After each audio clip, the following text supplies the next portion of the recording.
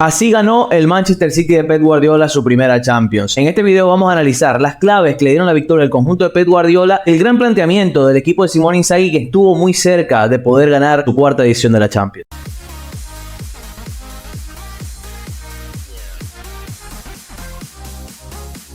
El Manchester City se coronó campeón de la UEFA Champions League por primera vez en su historia, consiguiendo así el triplete, el segundo de la carrera de Pep Guardiola y el primero obviamente de la entidad Sky Blue. Una edición de la Champions donde creo que merecieron ampliamente ser los campeones. Fueron el mejor equipo, goleando en el camino a equipos importantes, obviamente como el Bayern Múnich de Thomas Tuchel y el Real Madrid de Carlo Ancelotti, con dos verdaderos bailes en los partidos que se disputaron en el Etihad, a lo que hay que agregar que pasaron primeros de grupo por encima de un fuerte Borussia Dortmund que estuvo muy cerca de ganar la Bundesliga y de un Sevilla que, más allá de que no es el que terminó, fue prácticamente la misma plantilla que terminó levantando la UEFA Europa League, más allá de que en ese momento no era Mendilibar el entrenador. Y como mencionamos, una edición completa donde el Manchester City fue superior a la mayoría de sus rivales, excepto a uno, al Inter de Milán en la final. Yo creo que más allá de perderla, el planteamiento de Simone Inzaghi y el rendimiento de varios jugadores del Inter demostraron que sí estaban más que preparados para competir a este nivel. Existían dudas acerca de quién podía o si se podía parar al Manchester City y si el Inter era el equipo capacitado para hacerlo. Y creo que si nos quitamos el resultadismo de enfrente y lo analizamos un poquito más a detalle viendo el partido, nos damos cuenta que el Inter estuvo muy cerca de poder dar un golpe y coronarse por cuarta vez en su historia en la UEFA Champions League. Pero obviamente el fútbol es de detalles, esos detalles, sobre todo en la Champions, son cada vez más valiosos y el Manchester City en los momentos puntuales, en la fase del KO, fue mucho más contundente, dio el golpe efectivo que el Inter no pudo dar y ese golpe efectivo fue suficiente para poder llevarse la pelea. No una pelea por nocaut, fue una pelea más a puntos, pero el Manchester City se terminó decantando y ganando así su primera liga o copa, su primera UEFA Champions League. Y hay que obviamente analizar un poco lo que fue el partido. Obviamente enfocándonos creo que más en el dominio del Inter de Milán, a cómo nació el dominio del Inter de Milán, qué errores cometió el Manchester City, sobre todo Pep Guardiola al inicio del partido, que yo creo que más allá de que es uno de los mejores entrenadores de la historia, obviamente se equivoca también en planteamientos. No quiero decir que no mereció ganar la Champions por equivocarse en la final y que no solamente el City se vio inferior por sus errores, también hay un rival enfrente que compitió muy bien, que tiene muy buenos jugadores, obviamente no al nivel de los del City, tampoco nos vamos a poner ese escalón, pero sí un equipo con calidad, con condiciones y con un entrenador de primer nivel como Simone Inzaghi enfrente. Vamos a analizar, obviamente, comencemos con el análisis y vamos a plantearnos primero en la presión del Inter de Milán. Uno de los puntos más interesantes era ver cómo iban a presionar a ambos equipos, teniendo en cuenta que naturalmente ambos buscaban salir con tres centrales desde atrás. El Inter con su sistema natural y el Manchester City con esta adaptación de sistema, con Stones siendo mediocampista con pelota y siendo cuarto central o el cuarto integrante de esa cuarta línea defensiva en la fase sin pelota. Y el Inter fue el que pudo condicionar mucho más de su presión en el partido. ¿Cómo lo hizo? Con esa doble punta, obviamente, Seco con Lautaro, más Nicolo Varela saltando por aquí. Aquí el Inter conseguía emparejar ese 3 contra 3, dándole un poquito de libertad al City para salir, pero quitándole cualquier tipo de opción para progresar por dentro. Porque más allá de ese triple marcaje, hay que irnos al que le hizo Çalhanoğlu o en ocasiones Brozovic a Rodri, sin darle opciones para poder progresar. Mejor dicho, el mismo español, más allá de anotar el gol que le dio el título al equipo, confirmó que su primer tiempo fue muy malo. Y es que el Inter de Milán fue el gran culpable de ese primer tiempo tan negativo del mejor mediocentro del mundo de la actualidad, Rodri. Y también hay que irnos a lo que hizo el Inter en otras zonas del campo, que creo que es mucho más valioso a partir de la pizarra de Inzaghi. Aquí vemos, por lo menos en esta imagen, cómo Darmian saltaba de manera bastante agresiva sobre Gundogan. Hay que mencionar que el Inter con el sistema de tres centrales ya sabía que tenía una inferioridad numérica en el mediocampo, porque el City con Stones tiene 4 volantes y el Inter en su sistema tiene 3 mediocampistas. Entonces, ¿qué buscó Inzaghi? Que uno de sus centrales, sobre todo Darmian, fuera bastante agresivo, que fuera esa pieza que saltara de manera mucho más exponencial para minimizar el impacto de uno de los mediocampistas del City. En este caso Gundogan, obviamente era el mediocampista que saltaba de su lado, del costado derecho. Y ahí vemos cómo Darmian saltaba de manera bastante agresiva para minimizar el impacto del alemán dentro del juego. Así, el conjunto italiano consiguió que el City buscara de manera constante jugar a banda, y cuando la pelota llegaba a banda, ahí aparecían los saltos de los carrileros. Denzel Dumfries, que no tuvo buen partido, y Di Marco por izquierda, que yo creo que fue uno de los mejores del partido, eran bastante agresivos en la fase sin pelota. Dejaban que los extremos recibieran, pero ahí, en ese momento, no dejaban que se volteasen, los obligaban a jugar para atrás. Y ahí el Inter ya conseguía en campo del City tener superioridad. Ahí nos vemos, prácticamente hombre a hombre. Y este sistema ayudó al Inter a poder minimizar prácticamente en todos los sentidos a nivel colectivo al Manchester City. Obviamente el conjunto de Pep Guardiola tuvo sus oportunidades de cara a gol, pero sobre todo por acciones aisladas a partir del talento individual de sus piezas. Pero en el duelo de pizarras, Inzaghi, sobre todo en el primer tiempo, logró imponerse de manera constante a Pep Guardiola. Y después vamos a seguir viendo imágenes. Cuando el Inter replegaba un poco más, retrocedía un poco de líneas con el City en campo de ellos, ahí vemos a Darmian todavía siguiendo al interior barra media punta que utilizaba el City, en este caso Kevin De Bruyne. La intención era que no existiera esa ventaja. El City o el City obligado a jugar por las bandas y el Inter muy pendiente de esos pases interiores. Inzaghi tenía claro que no quería perder el mediocampo contra el equipo de Pep Guardiola y el posicionamiento, rol de Darmian fue fundamental para ello. Y ahí, como mencionamos, el Inter mostró ser bastante superior al City, sobre todo por esas fases sin pelota. Ya en ataque, obviamente, veíamos a un Inter que sí que le faltaba cierta calidad técnica en el último tramo de la cancha porque Lautaro y Seco no tuvieron su mejor partido en cuanto a movilidad, desmarques y apoyos, pero sí que conseguían plantarse en campo rival con, sobre todo, Federico Di Marco por banda izquierda y llevar peligro al arco de Ederson. Aunque, como mencionamos, las mayores oportunidades de peligro llegan al cierre del partido, ya con el encuentro un poco dinamitado por el gol de Rodri. Otra acción, aquí vemos prioritariamente cómo buscaba ahora plantear el partido del City. Ya hablamos del Inter, vámonos al City, para después profundizar un poco más acerca de lo que buscó el Inter. ¿Qué buscó Guardiola? A diferencia de partidos anteriores, Stones no jugó tanto como segundo mediocentro, sino que jugó más como un interior adelantado. En vez de formar ese 3-4-3 con Cuadrado, formó un 3-4-3 en diamante, con Rodri como pivote único, De Bruyne o Gundogan alternando entre media punta e interior, y Stones como interior por banda derecha, mucho más fijo, mucho más alto. ¿Cuál era el objetivo de Guardiola? Poder fijar a los tres mediocampistas del Inter y que sus centrales más Rodri tuvieran una superioridad aún mayor en salida.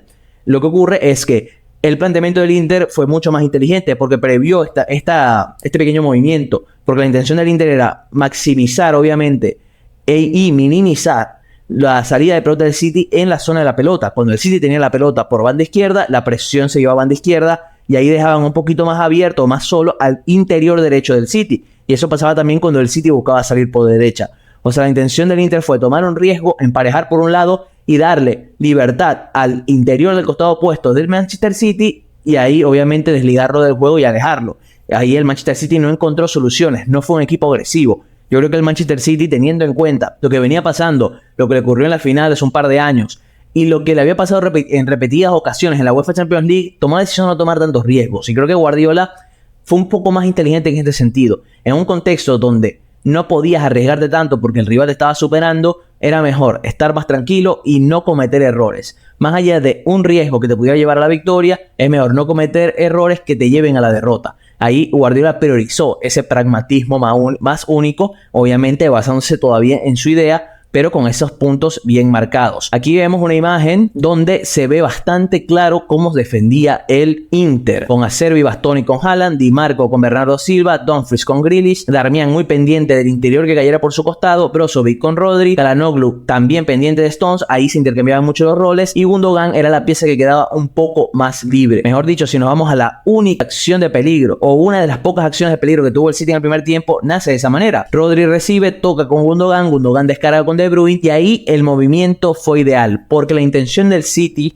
cuando detectó este planteamiento defensivo del Inter era que cuando saltara Darmian, alguien atacara esa espalda, ese espacio. Y Erling Braut Haaland lo hizo en par de ocasiones, pero obviamente la primera o la segunda fue la más contundente, que fue esta oportunidad que termina tapando Onana mano a mano contra Haaland. Aquí vemos cómo mencionamos, Rodri toca con Gundogan, Gundogan descarga de primera con De Bruyne busca el espacio a Haaland, atacando ese espacio que queda libre por la salida de Darmian. ¿Cuál fue el problema de esto? De que tanto Acerbi como Bastoni firmaron un muy buen partido contra Haaland. Entonces, con Haaland minimizado en ese contexto, no había jugadores del City que pudieran ser agresivos en ese espacio. ¿Por qué? Porque tanto Bernardo Silva como Jack Grealish son extremos, pero no son extremos de atacar al espacio, son extremos de atacar al pie. Es decir, de recibir en el pie, regatear uno para uno, pero no son de profundidad. Si son profundos, son con la pelota en los pies, no atacando el espacio.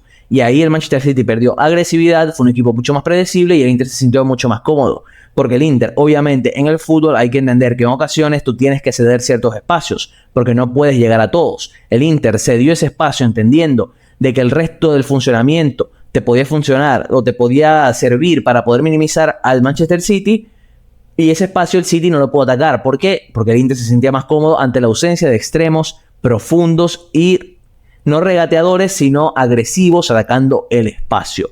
Y ahí el Inter se sintió mucho más cómodo. Y aquí nos vamos, obviamente, al momento en el que creo que el partido se parte, en el que el partido se rompe literalmente, que es en la acción ya en el segundo tiempo del gol de Rodri. Y hay que mencionar muchas cosas aquí, porque creo que el Inter todavía estaba siendo superior al City. No tanto porque creo que ya el City estaba un poquito más cómodo, pero seguía teniendo ciertos problemas. Ya en este momento Phil Foden en cancha por la lesión de Kevin De Bruyne, y el Inter también estaba menos agresivo. Habían aparecido un par de oportunidades por un error de Akanji que dejó mano a mano a Lautaro, que Lautaro termina fallando frente a Ederson, pero sin mucho más. No había tantas oportunidades todavía. Y llega el gol del Manchester City. Y obviamente vamos a repasarlo paso por paso porque es un gol bastante interesante que nace a partir de un posicionamiento de Stones que termina condicionando a Di Marco y abriendo la defensa del Inter. Aquí vemos la acción. Akanji recibe y es agresivo. Akanji recibe y de una vez va a atacar el espacio. Un central como los que le gusta a Pep Guardiola, que cuando reciben la pelota son arriesgados, es decir, van a atacar, rompen líneas. Akanji hace eso, anticipa muy bien a su marcador y va y es agresivo. Y ahí Stones, abierto por derecha, ya trae la atención de Di Marco. En ese momento ya Di Marco, que está más pendiente de Stones que de su espalda, y al mismo tiempo condiciona a Bastoni. Y ahí nos vamos al segundo frame, donde ya Akanji consigue romper, Di Marco queda más abierto por ese mismo punto que mencionamos. Tiene que estar pendiente también de la movilidad de Stones, de su desmarque, porque ese es un desmarque que genera profundidad y un centro al área que podría ser peligro. Y ahí Bastoni comete el error de medio saltar para intentar tapar a Akanji, que no era una amenaza, pero hay que mencionar que Akanji, más allá de ser un central con muy buenas condiciones de larga distancia, no tiene buen tiro y tampoco es muy aseado con su pie para poder asistir. Bastoni salta por Akanji porque está entrando a una zona peligrosa y su espalda se activa. Y ahí aparece Bernardo Silva, que como ya hablamos en su momento en el partido contra el Real Madrid, es de los mejores mediocampistas a la hora de interpretar las espaldas de los rivales. Lo demostró en el primer gol en el Etihad y lo demostró en el único gol de la final de la Champions. Ahí el Manchester City consigue activar ese espacio y ganar por primera vez en todo el partido profundidad interior. Poder entrar al área del Inter con espacios y con ventajas, condicionando el sistema defensivo que habría planteado Inzaghi. Un error individual que nace a partir de la toma de decisiones de Akanji, el posicionamiento de Stones y la inteligencia de Bernardo para atacar el espacio. Ahí el City consigue una ventaja. Después nos vamos a esto. La jugada va, desborda, Bernardo Silva tira el centro, pega en un jugador del Inter y la acción termina con Rodri entrando al área y definiendo. Hay que mencionar que obviamente la defensa del Inter, al ver que Bernardo Silva gana la espalda y es profundo, se hunde la defensa, se abre ese espacio, Rodri entra solo y define y pone el 1-0. Después de este momento del partido, hay que mencionar que obviamente todo cambia, porque el gol es el principal cambio táctico de todos los partidos. ¿Qué ocurre aquí? El City, como es natural, como hemos visto durante toda la Champions, entendió que ya la gestión del encuentro pasaba por otro lado. No pasaba por tener la pelota, sino pasaba por darle más solidez a su sistema defensivo. Mejor dicho, en la segunda parte, pese a dominar la pelota en toda la primera parte, el City pierde en un 51-49 la posesión de la pelota. No es un margen tan amplio, pero demuestra que el City aquí no intentó dominar tanto con la esférica. ¿Qué le dijo al Inter? Toma tú la pelota y ahora ven tú a atacarme. ¿Qué ocurre en este contexto? El Inter pudo generar peligro. Hubo un par de acciones muy buenas. Lukaku falla un par y al mismo tiempo está enfrente del gol de Di Marco. Hay que decir que en verdad el partido de Lukaku en su complejidad no es tan malo, pero obviamente va a quedar retratado por las acciones que falla. Pero hay un par de acciones donde consigue darle un poquito más de aire a su equipo. Lautaro no estuvo tan fino y no pudo generar tantas oportunidades. Di Marco con su pie izquierdo logró centrar en varias ocasiones y condicionar, pero el Manchester City creo que estuvo bastante ordenado. Ya con el 1-0 supo entender mejor el partido. Ederson apareció en un par de oportunidades. Akanji, Rubén Díaz también tuvieron imperiales. Y creo que el Manchester City, a partir del gol que anota Rodri, cambia el partido y el curso del encuentro. Como mencionamos al comienzo, el fútbol es de detalles.